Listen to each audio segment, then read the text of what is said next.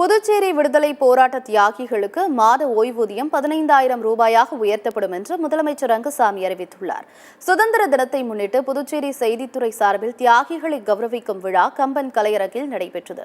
சட்டமன்ற உறுப்பினர் அனிபால் கென்னடி தலைமையில் நடைபெற்ற இந்த விழாவில் முதலமைச்சர் ரங்கசாமி தியாகிகளுக்கு நலத்திட்ட உதவிகளை வழங்கினார். நிகழ்ச்சியில் பேசிய அனிபால் கென்னடி மாநில அந்தஸ்துக்காக டெல்லியில் தங்கி போராட வேண்டும் என்று கூறினார்.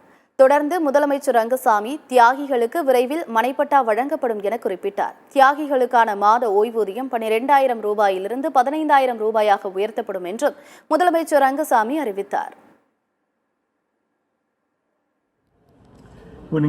அடுத்து வாங்குறது நம்மகிட்ட பென்ஷன் உயர்த்தி கொடுத்தா நல்லா இருக்கும். ஏன்னா மற்ற பல ஆண்டு ஆட்சி பென்ஷன் உயர்த்தி கொடுத்து இன்னும் இந்த நிலைக்கு கொஞ்சம் இன்னும் பென்ஷன் உயர்த்தி கொடுக்கலாம். மற்ற மாநிலத்தில் கொடுக்குறாங்க. அது மாதிரி இருக்கலாம். நம்முடைய எண்ணமும் அது மாதிரி உயர்த்தி கொடுக்கணும் அப்படின்னு தான் நம்முடைய எண்ணம். ரூபா 15,000 நம்முடைய தியாகிகளுடைய பென்ஷனை உயர்த்தி கொடுக்கலாம்.